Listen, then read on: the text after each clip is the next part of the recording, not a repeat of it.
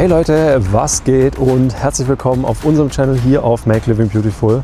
Und ihr seht schon, hier neben mir blinkt ganz wild der CLA 250 Plus EQ. Und wir fragen uns in diesem Video, könnte das Fahrzeug hier unser nächstes Auto werden? Und deswegen heißt das Format Our Next Daily. Und ich würde sagen, wir schauen uns das Auto gemeinsam an nach dem Intro. Viel Spaß!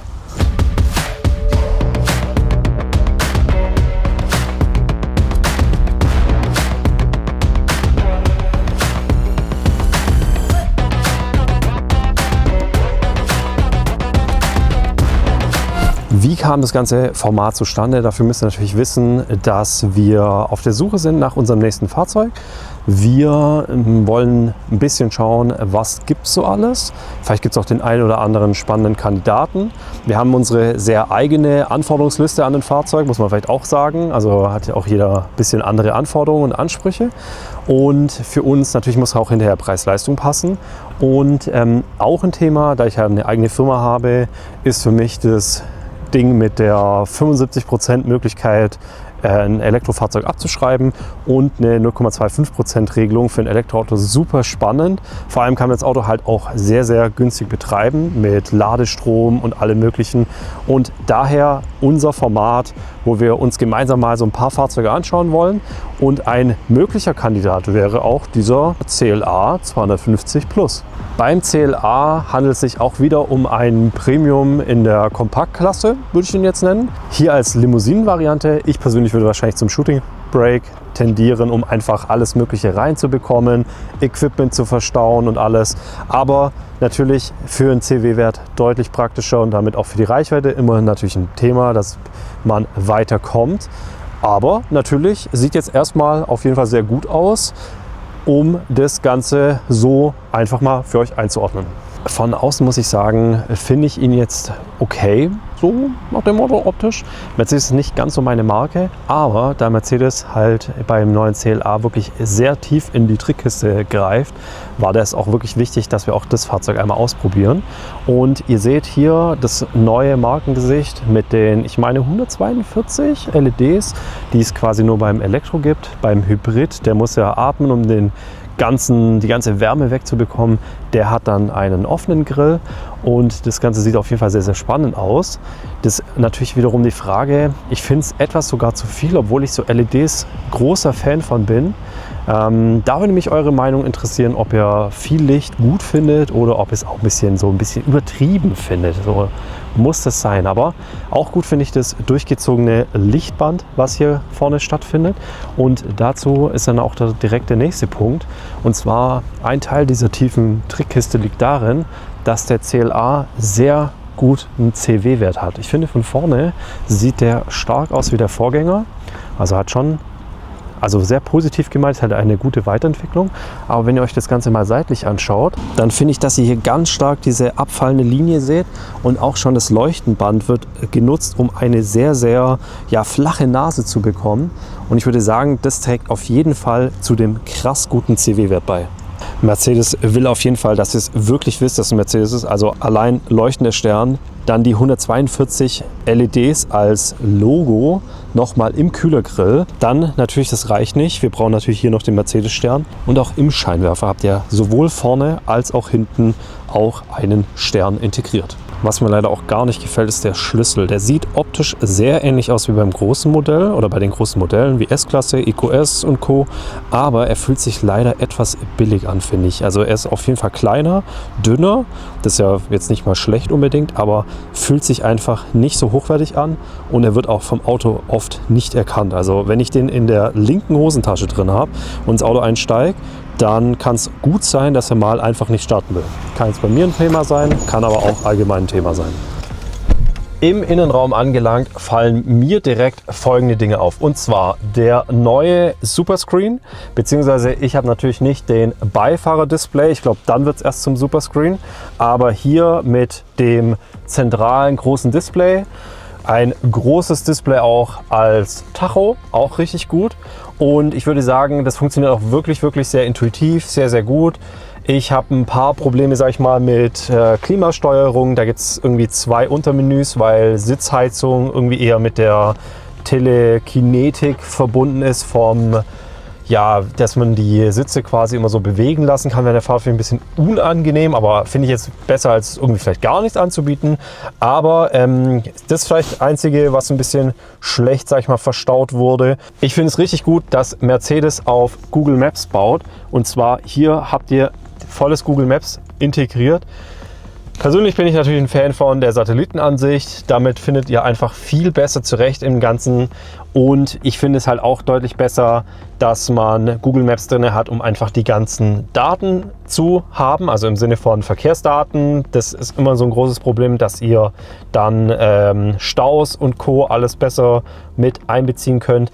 Und Ladesäulen sind natürlich dann wahrscheinlich von Mercedes mit eingebaut und das funktioniert alles wirklich sehr, sehr gut. Also ich bin auch schon mehrere Strecken einfach mit dem Mercedes-Navi gefahren und ich muss sagen, ich fahre halt gerne dann mit CarPlay, mit Google Maps, weil einfach die Infos, die Google Maps hat, deutlich besser funktionieren. Für mich ein super wichtiger Punkt ist auf jeden Fall die Verarbeitung im Fahrzeug, beziehungsweise auch die Materialwahl. Und ich würde sagen, der CLA kann im Gegensatz zum Vorgänger sehr modern wirken, also auch gerade als Beispiel wahrscheinlich aufpreispflichtig die roten Gurte, aber auch die roten Ziernähte, sieht richtig edel aus.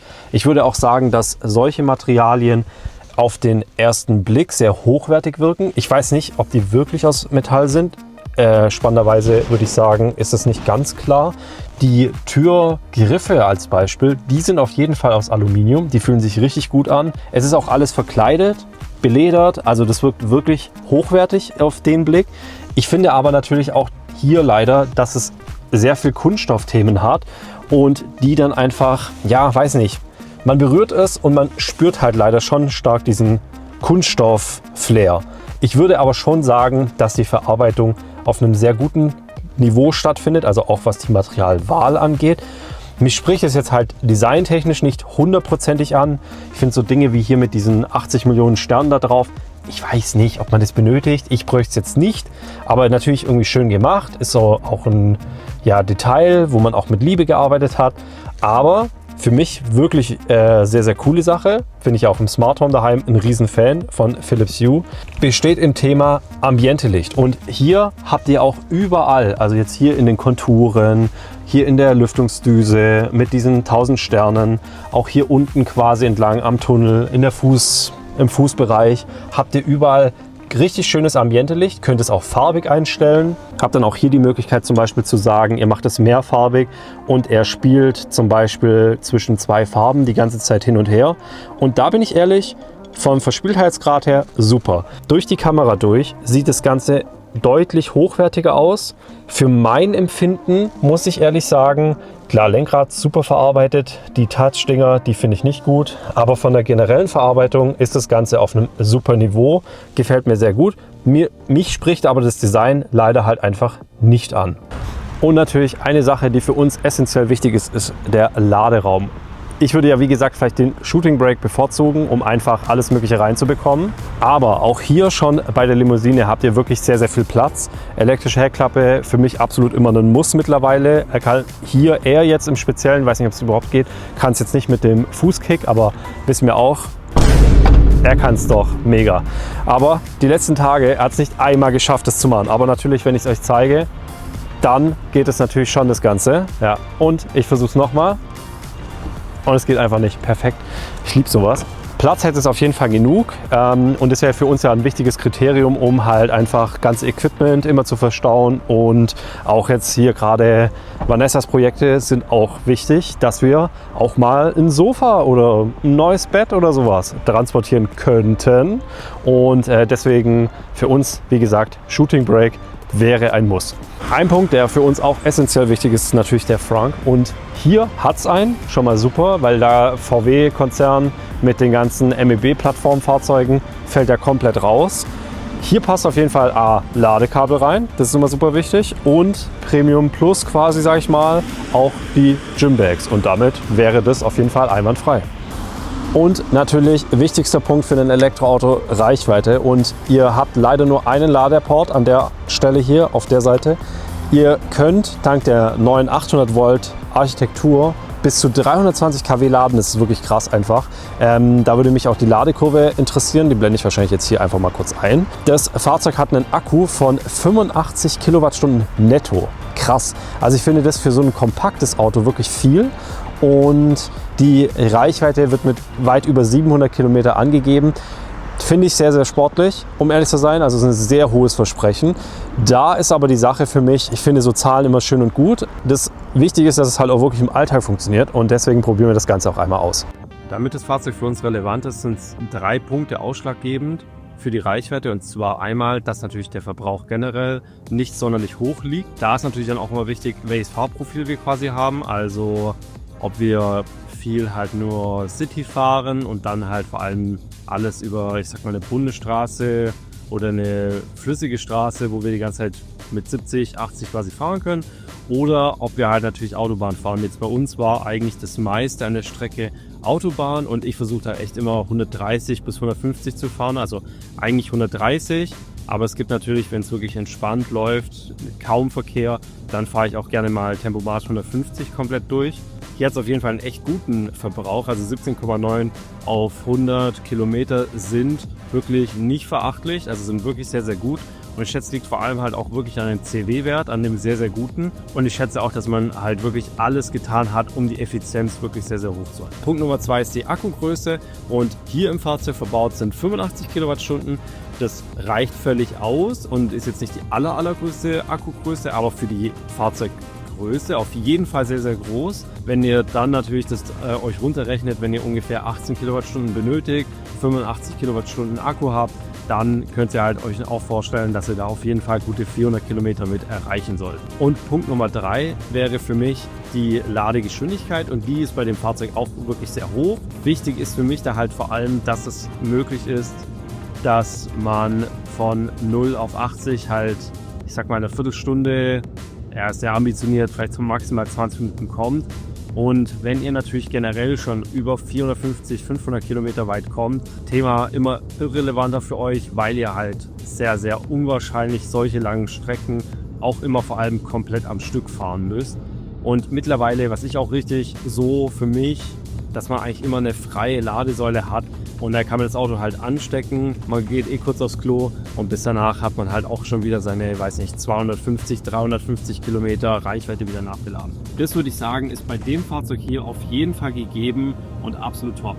Für mich sind die Zahlen dann auch immer schön und gut und da kann man halt auch viel sich einlesen, also zum Beispiel WLTP-Werte, wenn dann irgendwie 700 Kilometer für ein Fahrzeug angegeben werden und man merkt dann schnell, oh shit, bei Autobahnen habe ich dann halt vielleicht nur noch 350 Kilometer möglich. Und deswegen bin ich jetzt zum Beispiel ein großer Fan davon, so die Möglichkeit wie jetzt hier zu nutzen und mit einem Mietwagen einfach, wo ich jetzt 3.000, 4.000 Kilometer spulen muss und dann einfach über wenige Tage hinweg das auf das Fahrzeug hier fahren kann, das auch wirklich realitätsnah auszuprobieren. Und dazu nutze ich halt auch gerne Referenzstrecken wie zum Beispiel Stuttgart, Frankfurt, Stuttgart, wo ich einfach für mich dann sagen kann, okay, die fahre ich öfters, heute zum Beispiel auch Stuttgart bis Königstein und wieder zurück. Ich habe über Nacht den nur auf 91% geladen, weil ich diese Akkuschonungsfunktion quasi aktiv hatte. Dummerweise habe ich nicht rausgemacht und dadurch habe ich nicht die volle Kapazität. Aber er würde jetzt aktuell mit 47% ankommen, vielleicht sogar 48%. Und dann ist für mich die Sache, dann schaffe ich es auch wirklich locker wieder zurück. Der einzige Strich durch die Rechnung könnte mir der Kunde machen, da ich eventuell vor Ort kostenlos aufladen kann. Und das nutze ich natürlich immer gerne. Also wenn ich da die Möglichkeit habe, nutze ich das logischerweise. Wäre dumm, wenn nicht. Aber ansonsten, falls nicht, sollte er es heute schaffen, dass ich auch wirklich mit der einen Akkuladung, die nicht mal voll war, und ich würde sagen, am besten, wir schauen uns gemeinsam an, ob das auch wirklich so klappt.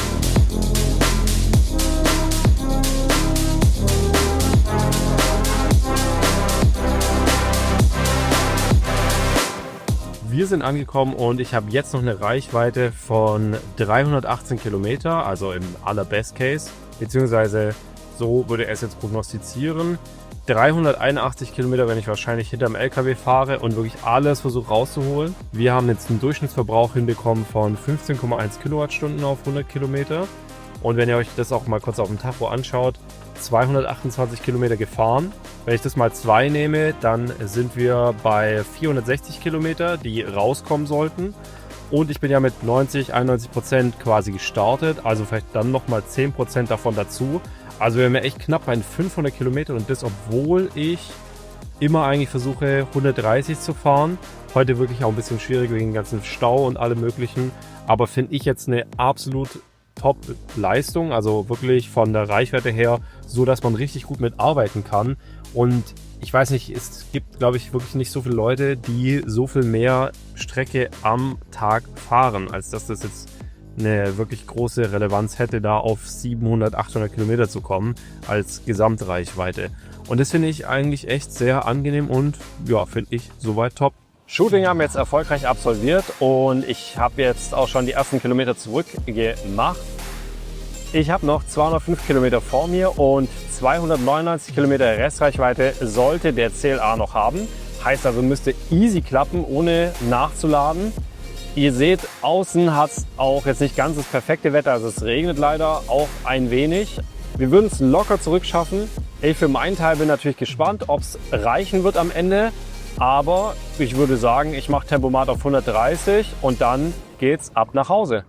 Wir haben jetzt noch 11% Restkapazität und das, obwohl wir jetzt mit 91% Ladung 461 Kilometer gefahren sind.